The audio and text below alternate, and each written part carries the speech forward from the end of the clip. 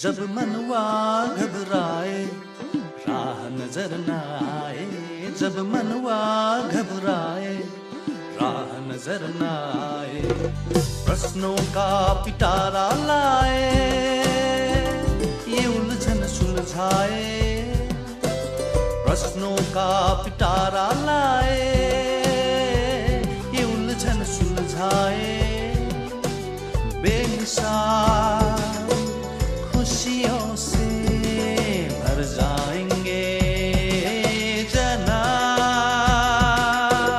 अच्छे सवाल सच्चे जवाब।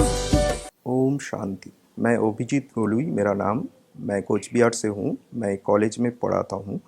कॉलेज में बहुत सारे स्टूडेंट्स आते हैं। सबका अभिलक्ष्य अल्टीमेटली एक ही होता है कि एक जॉब पाना, लेकिन एजुकेशन का एक अभिलक्ष्य होता है कि स्टूडेंट्स का पर्सनालिटी डेवलपमेंट टोटली करना, और पर्सनालिटी डेवलपमेंट के पीछे मेडिटेशन का एक बड़ा अहमियत होता है।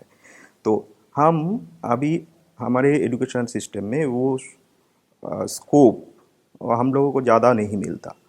तो इस सिचुएशन में हम लोग कैसे स्टूडेंट्स कम्युनिटी के भीतर मेडिटेशंस का प्रैक्टिस और भी ज़्यादा फैल सकता हूँ, ये मेरा सवाल है। देखो, बात तो आपकी बहुत ही अच्छी और सराहनीय है, क्योंकि आजकल कॉलेज के अंदर जो एजुकेशन हो गया है, आजकल के स्टूडेंट्स वो पढ़ना भी नहीं चाहते हैं और उन्हों को पढ़ाया भी नहीं जाता है जो उसको जिंदगी भर काम में लगने वाला है। पढ़ाया वही जा रहा है कि जो उसको जीवन में आने वाली समस्याओं में उपयोगी नहीं है, और समस्याओं के समय जो ज़रूरी है वो अभी तो पढ़ाई में कुछ आता नहीं है। तो इसलिए इसमें 3-4 बातें हो सकती हैं। सबसे पहला तो पढ़ाई के अंदर बीच बीच में उसके जीवन में जो उपयोगी बातें हैं जिससे आप गुजरे हुए हैं वो उनके साथ शेयर करें।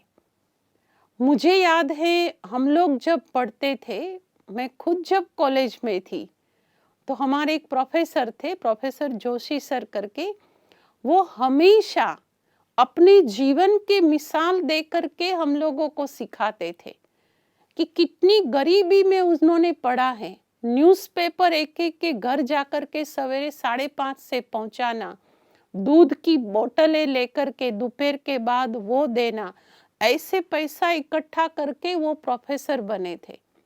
तो वो मिसाल जो है वो मुझे जिंदगी में इतना याद रह गया है। आप सोचो, मेरे जैसी उस समय 35-40 बहनें कॉलेज में पढ़ती थी, हमारी क्लासमेट थी। तो सिंप्लिसिटी वो क्लासरूम के सब्जेक्ट में नहीं पढ़ाई जाती है, लेकिन अपने जीवन से पढ़ानी होती है और वो जिंदगी भर काम रह जाती है। दूसरा तरीका, विद्यार्थियों को अच्छी तरह से आध्यात्मिकता की बातें समझाने, विद्यार्थियों को आध्यात्मिकता की बातें समझाने और सिखाने में ये हो सकता है कि आने वाले समय के अंदर मेडिटेशन वो आपके मस्तिष्क की शक्तियों को कैसे स्टेबल रख सकता है, उसके मिसाल दे करके। क्योंकि आजकल का युवा जनरेशन ऐसा है कि उसको आप कहो कि आप भगवान का ध्यान करो, योग करो, मेडिटेशन करो, तो उनके ये आउट ऑफ सिलेबस है, उनके जीवन के रस का भी विषय नहीं है।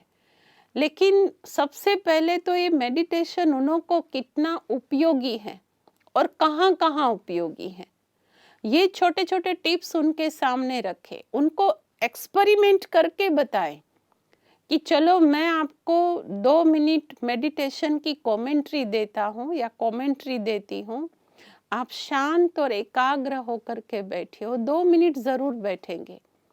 और फिर पहले तो आप खुद सीख लीजिए कि मेडिटेशन क्या होता है, या तो ब्रह्मा कुमारी संस्था की बहनों को, भाइयों को आप कॉलेज में इनवाइट करिए। आजकल तो कई जगह पर जाती है बहनें और बच्चों को मेडिटेशन सिखाती है, और उसके 100% बेनिफिट है, 100%।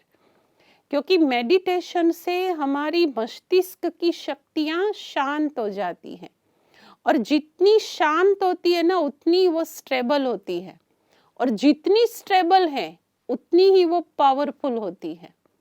और जितनी अंदर की शक्तियां पावरफुल होगी, मेमोरी पावर ऑटोमेटिक बढ़ेगा, ऑटोमेटिक बढ़ेगा।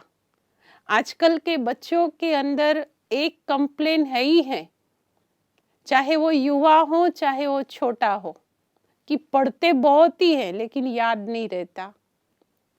याद न रहने का कारण क्या है? मन भटकता है, मन विम्सिकल हो गया है। इस कारण वो चाहते हुए भी पढ़ाई में चित्त नहीं लगा सकते हैं। तो मेडिटेशन के बेनिफिट अगर उनको आप बताएंगे और उनके सामने वो डेमो करके दिखाएंगे तो वो करने के लिए ज़रूर तैयार हो जाएंगे।